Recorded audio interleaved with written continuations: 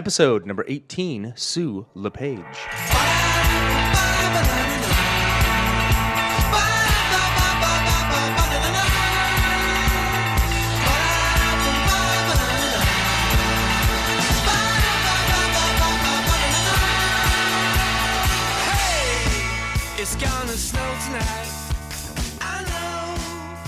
And welcome back to the Title Block, a podcast about Canadian theatre designers, their history, and their craft. And I'm your host, Michael Cruz.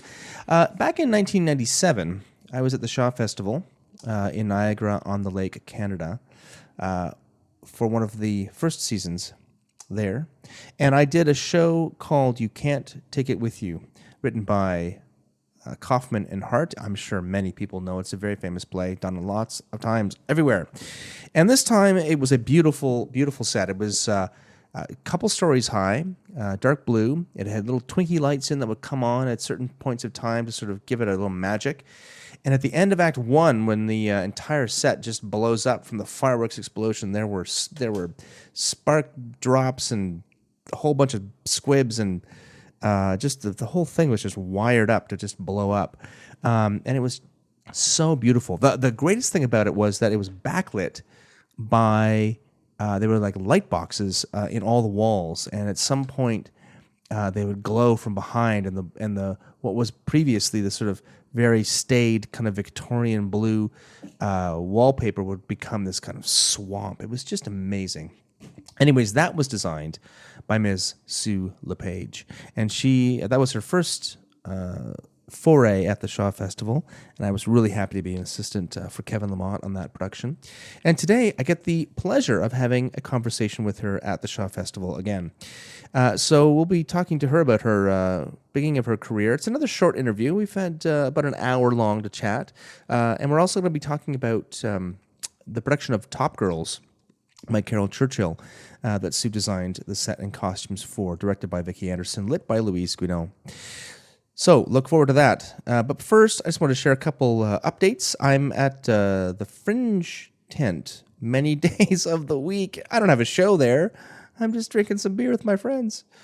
The Fringe, of course, is on here in Toronto. There's lots of great plays, 148 productions this year in 2015. I'm going to see a couple of them. I'm not a big Fringe goer, but I sort of wait around to see what's popular and what's spectacular, and I go to see that. I'm not sure if that is in the spirit of the Fringe, but I'm a busy guy. I can't wait around. Anyways, so that's going on right now. The Shaw Festival obviously had its second opening a couple weeks ago. Top Girls was one of those, so this will be a great primer for that production if you want to go see it, and I would encourage you to go. It's a great season this year.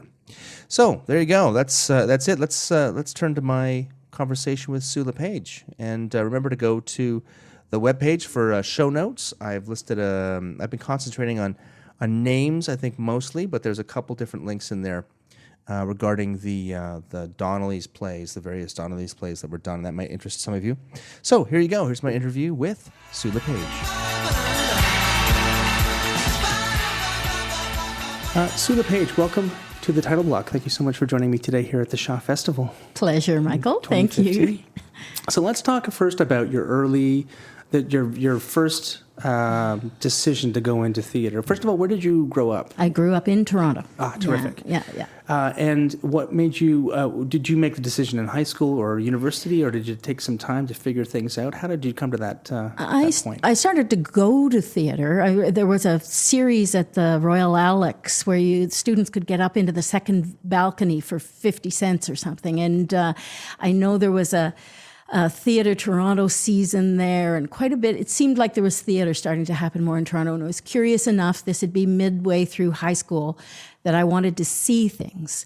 And we'd had some school trips to Stratford and that sort of thing. I remember vividly from the parking lot at Stratford, probably climbing off the bus, looking down into the basement where the prop shop used to be, where the windows were all around there, just at your feet, and seeing somebody make an animal on the top of a Roman helmet, like some kind of a mousy, varminty looking thing on the top to hold the comb on a Roman helmet, and going, And I think in retrospect, it must have been Roy Brown who was doing it, because that makes sense in terms of the timing and who was there.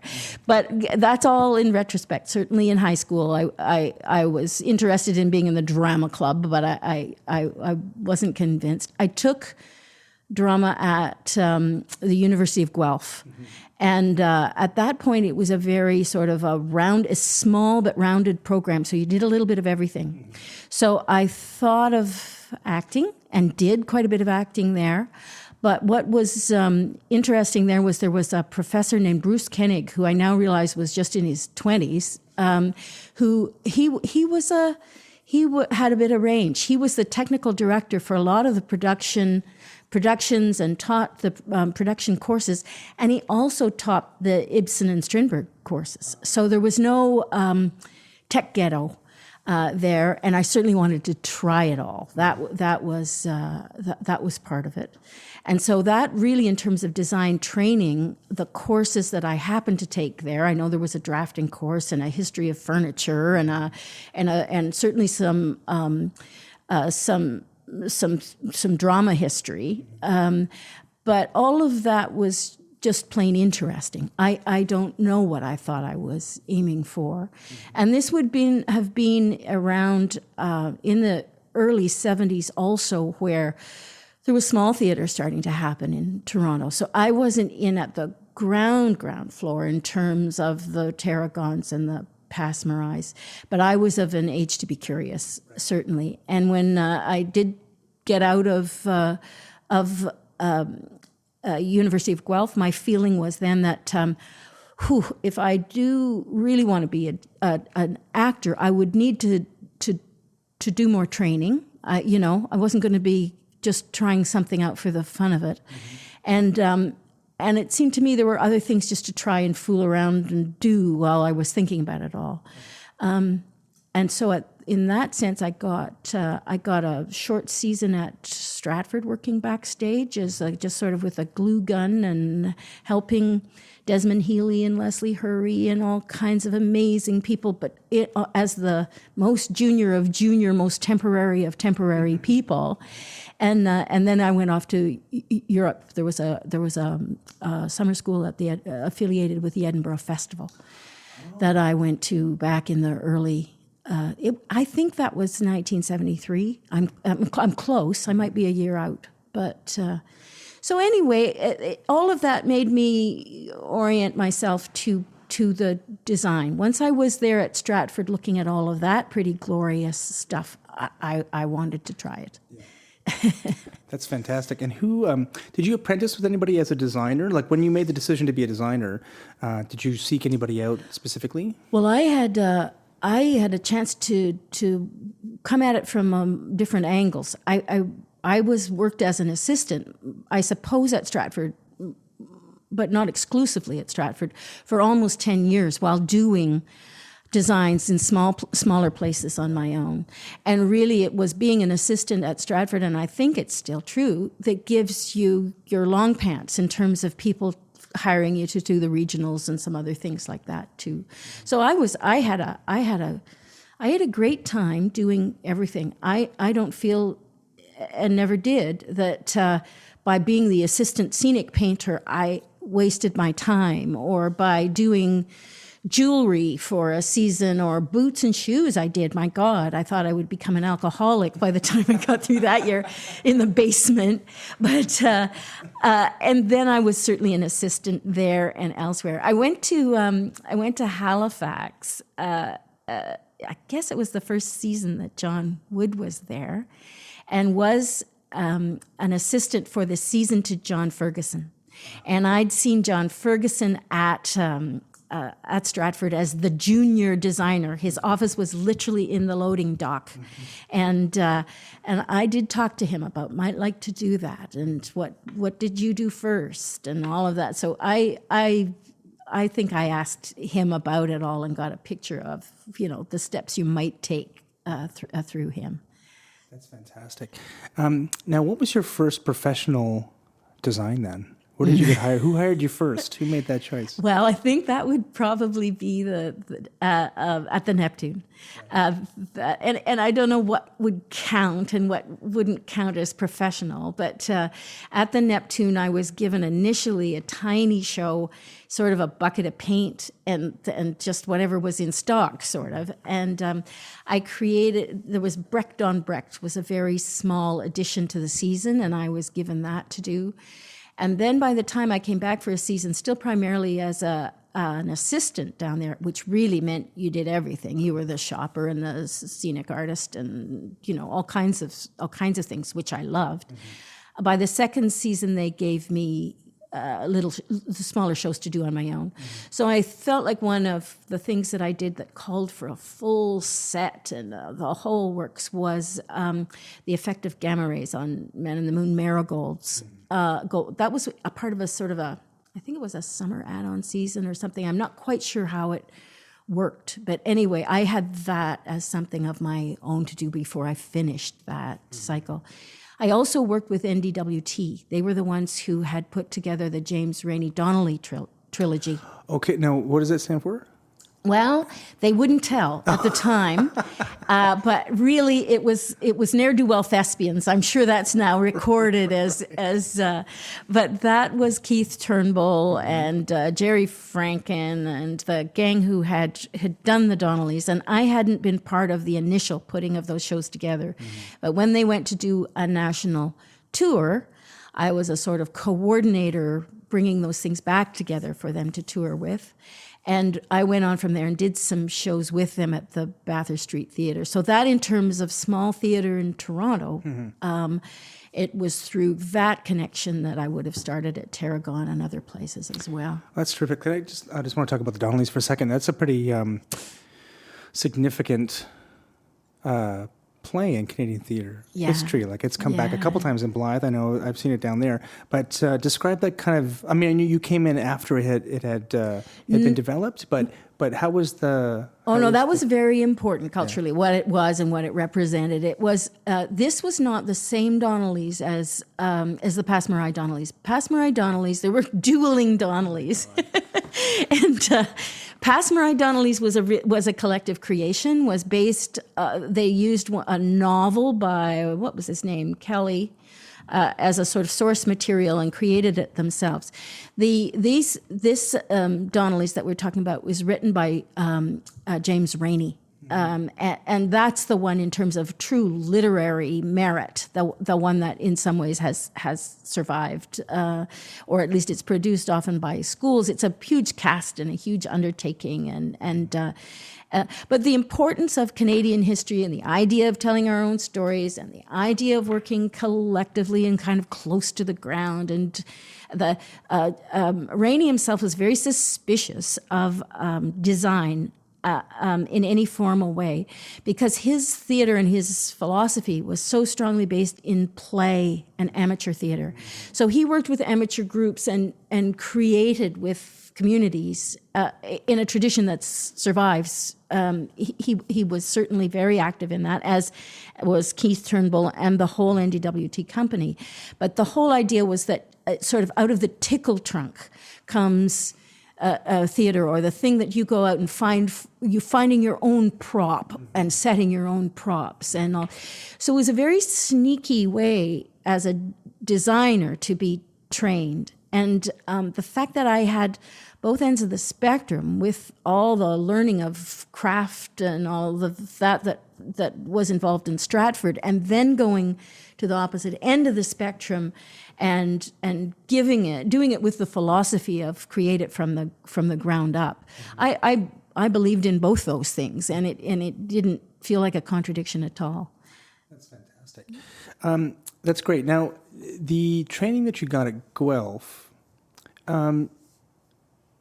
your skills to communicate as a designer, I guess, were the essentials. The core stuff was developed there, right? Mm-hmm. Did you have any problem moving between small theater and large theater, having gone through the Stratford model? Was that a difficult transition, or was that fairly intuitive?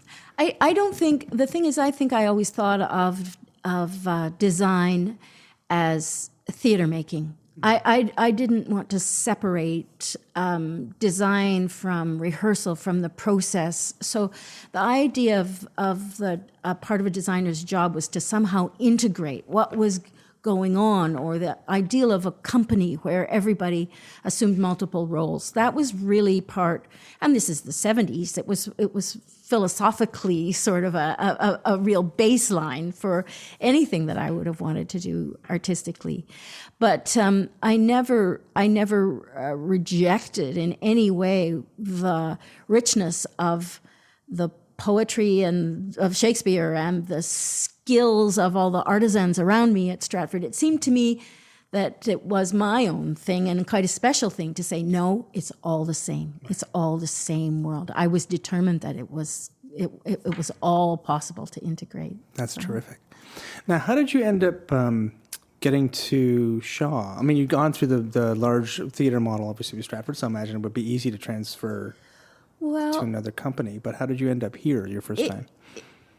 I think it's always coincidence. I don't think it was anything plotted and planned. I was at Stratford in different eras, in different roles. So I was there initially as a sort of jack of all trades and happy to learn whatever I could learn.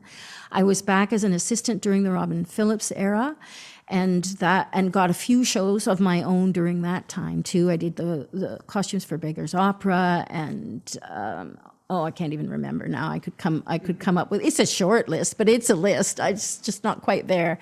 And then also in John Neville's time, I was back and I was a grown up by that time. I was really given shows to do. And then there was a sort of hiatus, a time when I wasn't at either of the festivals. I was busy.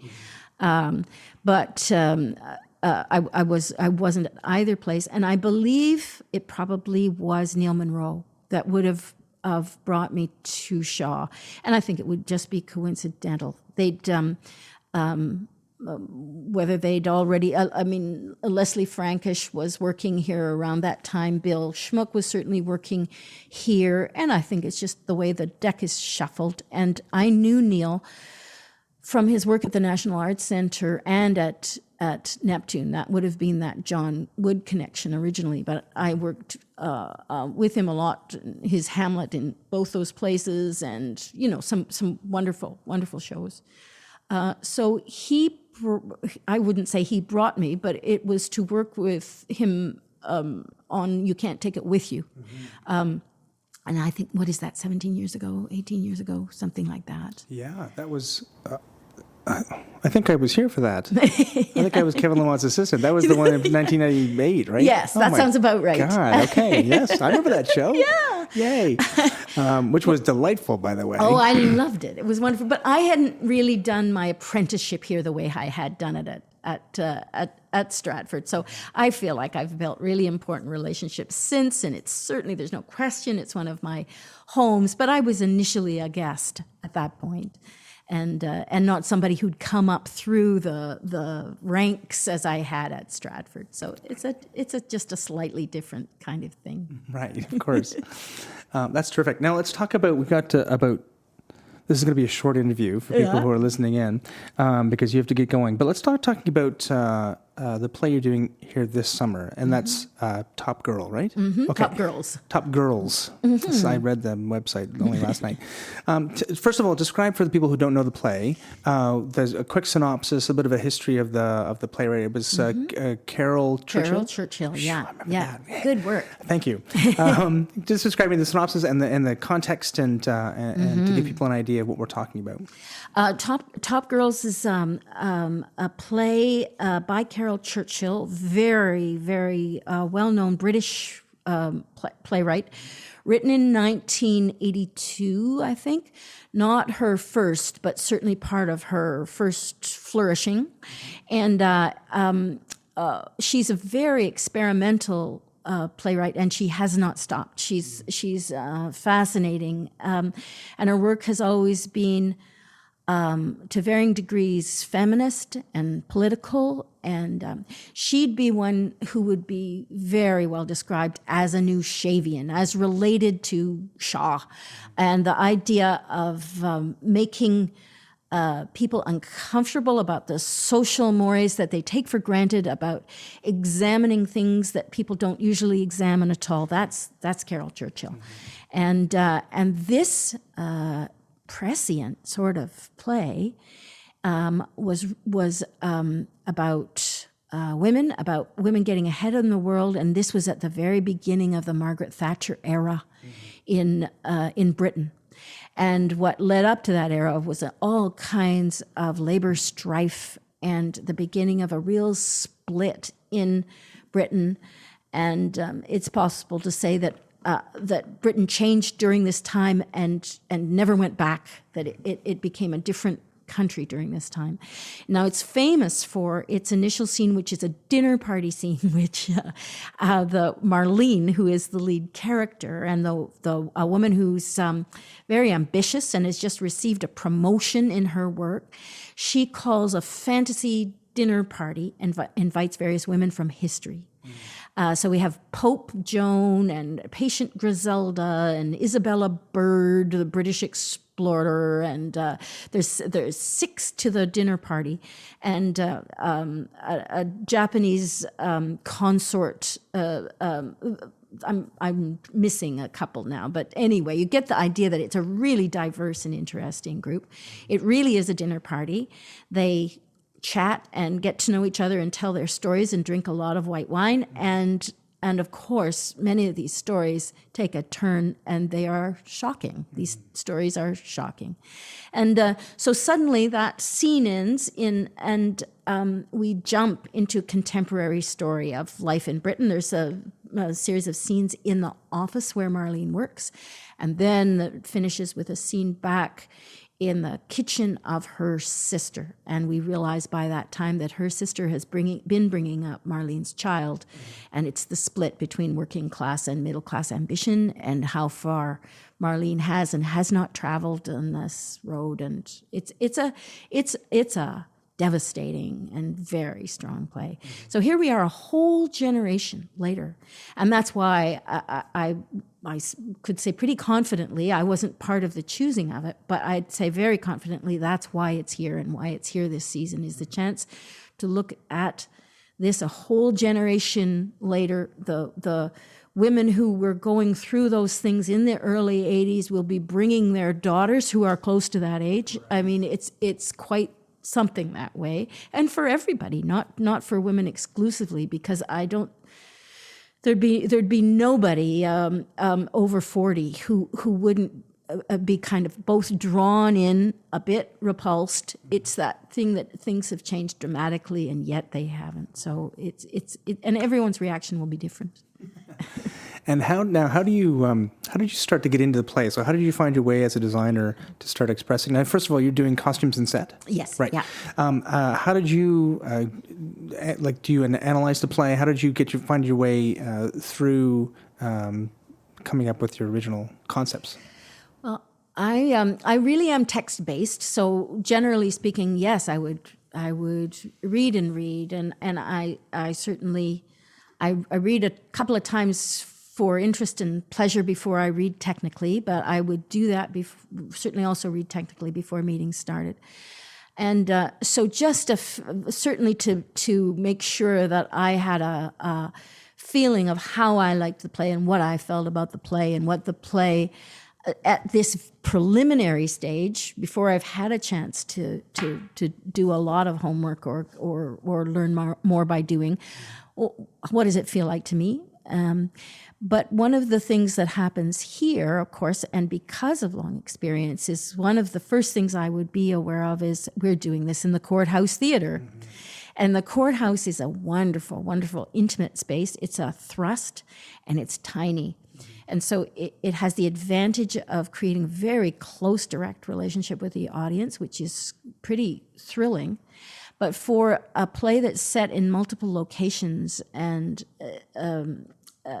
to set a tone or a style, it almost always calls for some kind of abstraction and that's not to say high concept. There's a difference, but you need to make a choice that you can stick with in some ways that always involves nobody anymore designers or anyone else wants to watch laborious scene changes that aren't there for a reason. Right. If they're really there for a reason, like, oh my God, this is how it used to always be done, or you need time to think about what you've just seen, it's not that things have to be instantaneous, but the idea of how it's presented in that space is equally part of your approach, your style, whatever you want to call it. I was also working with a woman director, Vicki Anderson, who has a very particular way of working herself. I haven't actually done shows with her as designer director in the past, but she's been a designer as well as a director, and she has her own company, and she's got strong attitudes about aesthetics and presentation of theater and the kinds of performance styles that she's interested in. So one of the things that I would determine is that I'm bringing myself to this process, but I want to make sure that what we're doing is actually Vicky's production, and that. I don't know if I had a constant diet of that, of somehow effacing myself. I can't say that I would be entirely happy, but I think that's just as interesting in some ways as saying, this is what I think it should all look like. If I can explore somebody else's aesthetic and way of working and feed into it and question it, that kind of dialogue, that's so enriching. But I would have had the idea in this case that I wouldn't bow to Vicky's every whim, but if I can catch on to what she's after and what she wants to do with the piece, then I'm there. That's my job. Yeah. How do you approach? I was going to ask about scene changes because you mentioned it. Very often, the way that you get from A to B. And I'm talking about mostly amateur cases, and I think some new directors as well, where they're so focused on the text, getting between scene 1 and scene 2, is they don't feel it's their concern, or they don't think about it enough. How do you approach? Is this something that the director, as far as you're concerned, is the director solely responsible for? How do you facilitate those changes as a designer? And you must incorporate those ideas into your original, like in how you design set A and set B, in order for them to blend together, right? Yeah. It's certainly not the director's responsibility. In some ways, it's a very important part of that initial dialogue, designer-director dialogue. If you don't deal on some level with the principle of what the scene changes will be like, you can't wait to consider it, because it does have to be integrated into the whole. If you haven't got I've certainly done, one of my favorite productions I ever did here was Christopher Newton's Doctor's Dilemma. Right. I'll get those D's mixed up. And those were absolutely fabulous scene changes, and it was when he brought me the music he wanted to use that we knew where we were going, and it affected the style of the whole.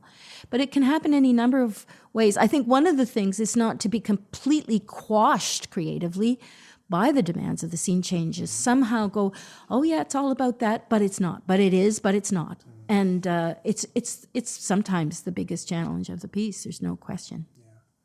Terrific. So now you've got a framework, you've got a framework to envision the play. What's your next step? Do you build a model first? Do you do renderings, floor plan? With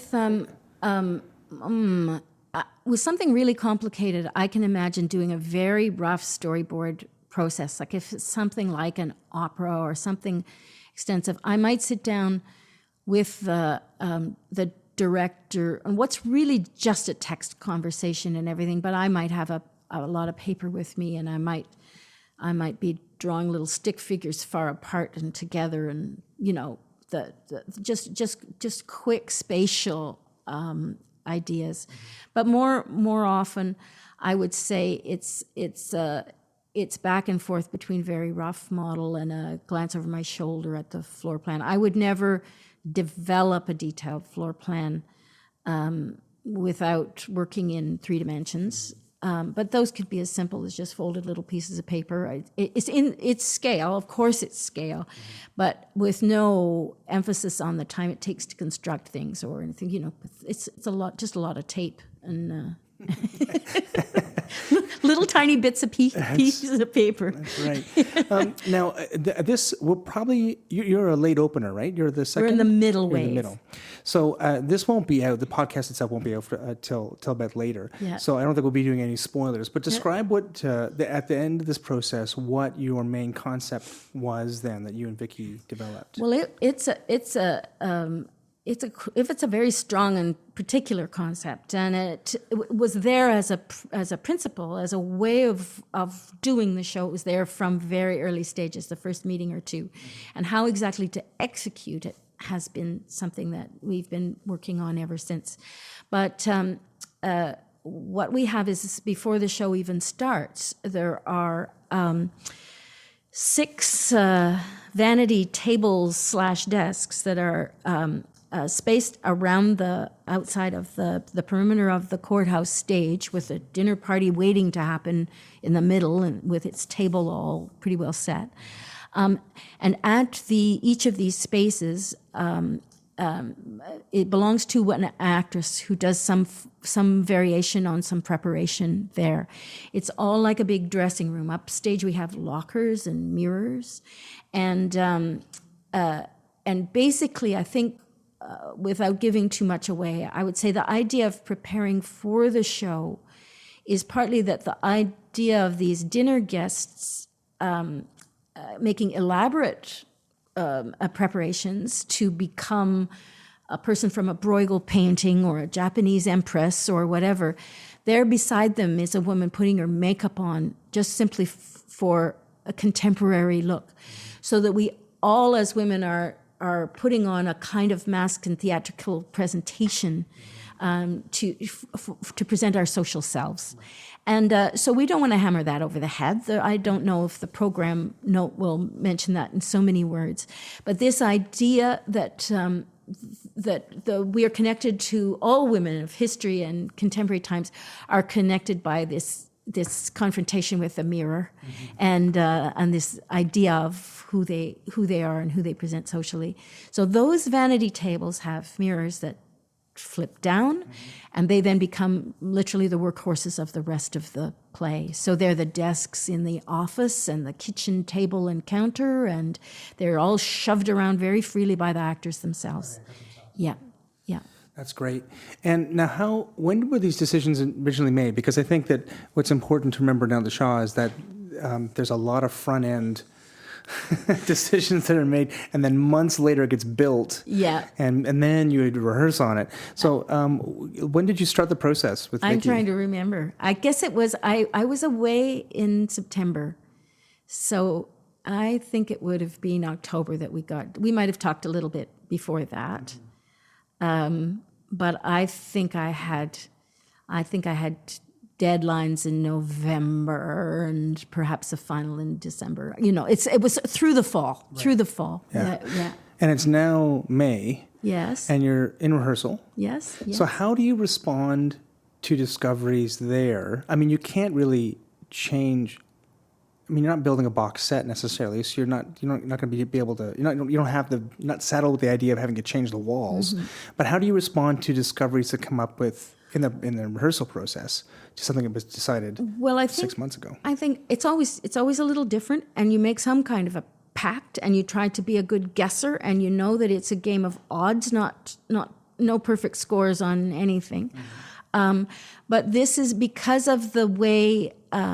We were planning this with these table desks that were meant to be so versatile. Vicky and I struck a bargain that this was the way we could do this piece, but also that those elements, the desks, the moving pieces, really for the most part had to be present at the beginning of rehearsal. Mm-hmm. That was going to be part of the creative process for them, and they had to have the real things in terms of the basics in hand. And we specified what belonged on that list and what didn't. Mm-hmm. And we're still in negotiation a bit. We certainly would send in a whole bunch of things for the beginning of rehearsal, some of which were sort of auditioning to be kept, but most of which were just placeholders until we had the actual detail for props and that sort of thing. But set elements were pretty well agreed to. Now, we did change a few things, but Vicky would do that with the understanding that she wasn't creating a whole new process, but that something would be combined or revised, or and we've had our odd scrambly week and stuff with those sorts of things. But it's a kind of pact. If you're the kind of person that doesn't like to see your plans turned upside down, don't do this. You have to somehow be a little bit resilient in an honest way, so that you actually, it doesn't take you too long to actually see the upside of change. And in some shows that's harder than others, and with some groups of people it's harder than others, but always to go, no, I'm there, I want to know what's going to happen next. And that is the only thing that will get you through, because you have to turn around and then go to these production people, some of whom have lavished hours and hours on these things that you're in the process of rejecting through no fault of theirs, and you have to go, guess what? It's an interesting idea, and I'm so sorry, but look what we're going to do. And that's why it's good in a place like Shaw to build up those relationships over time, because the shops are highly skilled and sympathetic, and the stage management is great, and you need, that's collaboration. That's collaboration. And collaboration is when it's not just when it's nice, it's when it's not nice. Yes, yeah, exactly. You do one to wait for the other one, right? Yeah. So let's just talk about, in the last little while, let's just talk about the costumes, because I was doing the costumes. Now, are you doing this in period, or is this contemporary? Well, it's I guess it's in period. We need the flavor of the 80s in those contemporary scenes. And but you're getting me right where I live right now, because it's so fascinating. I've been in Value Village looking for original things. There's some things we're building from scratch, but even at Shaw, there's lots of money pressure. We couldn't be building this whole show by any means. So standing there in the Value Village, waiting for the right red dress to come in is not the way to spend your days, but you're still walking around with your fingers crossed. And the other thing, of course, is that the 80s is back in the stores in terms of fashion, but always with a twist. So I really, if I could accompany this, it would probably be with this kind of funny look on my face, standing in the middle of Forever 21, trying to go, I'm having deja vu, but none of it is quite right. So it's fun, but it's tricky. Yeah. And how do now the characters? The characters who are in the dinner party at the beginning, do they transform into the yes. Right? Yeah. So how do they have any relation between their character at the beginning and who they become later, or is there a connection, or is it just, are there two different thought experiments and they're connected through ideas and not through the character? Carol Churchill has said that the doubling and the casting she hasn't set it, and she welcomes people to change that. But of course, almost whatever the swap is, that one informs the other, is going to grow and develop. Yeah.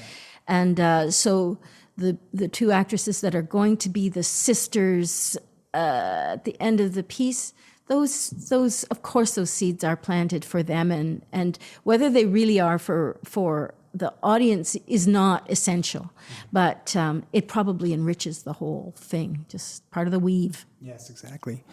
Now, how do you, this is a bit of a theme too, we talked about the Shaw Festival and the other festivals, and you do a lot of independent work as well. How do you find the transition between all this support and giant shops and all? I mean, yes, budgets are tight, but the money your per costume here is probably a lot more than it is at the Tarragon or at the Passe Muraille. So how do you find that transition, and how do you find your way around it? It changes day by day. I'm still willing initially to get out there and dig, but there are things that I literally, the energy to I can't cobble together my own set, and I can't pretend I can. There are things that I'm not probably as flexible as I would like to think I am. On the other hand, it's the flexible mind is the most important thing, and the people will find ways to accommodate things. And again, it's still that there's never, ever, ever only one right way to do something. And believing that, and yet focusing, I think, with new work and small theaters, to do things simply, but to do them confidently is very important. So I probably am in some ways minimalist, but I go, if I can keep the idea simple and versatile, then let me stake a claim to the space. Even if we have nothing less, let me glue a bunch of newspaper to the floor with wallpaper paste. Let me do something that gives us all confidence that this is unique, a unique place and a unique combination of circumstance. And so that's not always a money question. And again, I can't do the legwork as happily as I might have, and I'm probably stuck in all kinds of ways, and I'm not even aware of them to tell you. But and I'm always bumping into things where you go, well, this isn't the right way. I wonder if it'll work.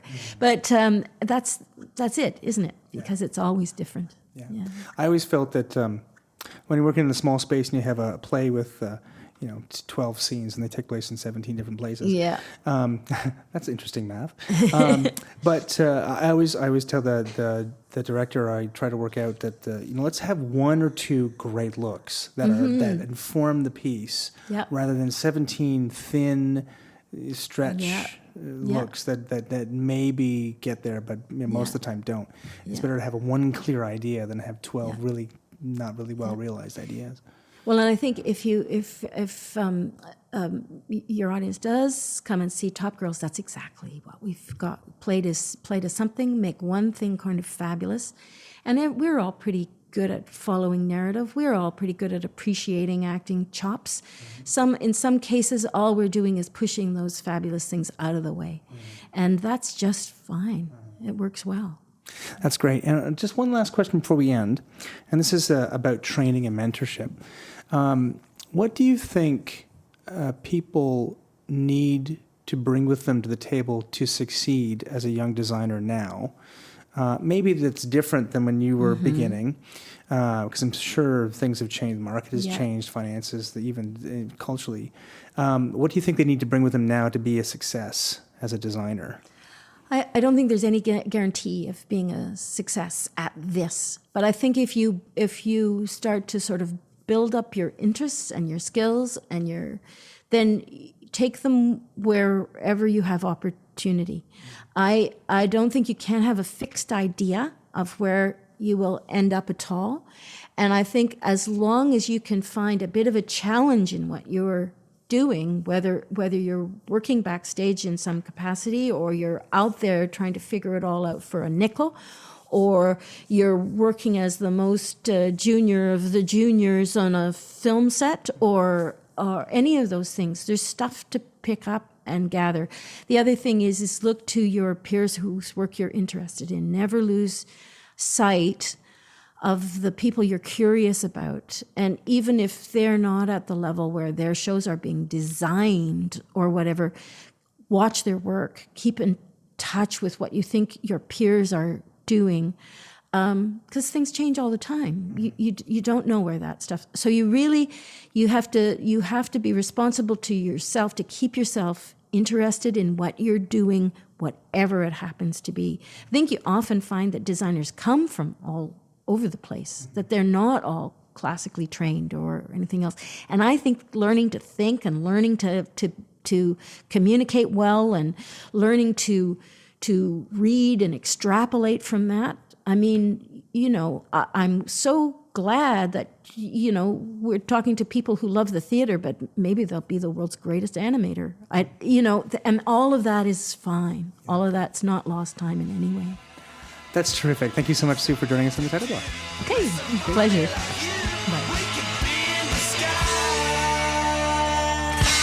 I'll see you at last.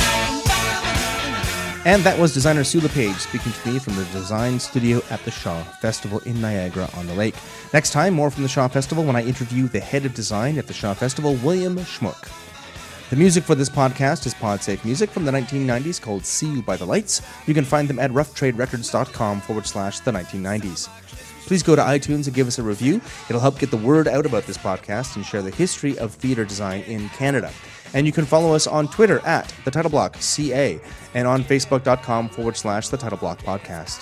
You can send comments and requests by email to thetitleBlock@gmail.com. Feel free to share this with your friends, colleagues, students, and teachers, or listen to it while you thumb through clothing racks at Value Village for pennies an hour, wishing you're at the Fringe Tent with a pint. I'm Michael Cruz, and I'll see you next time on The Title Block.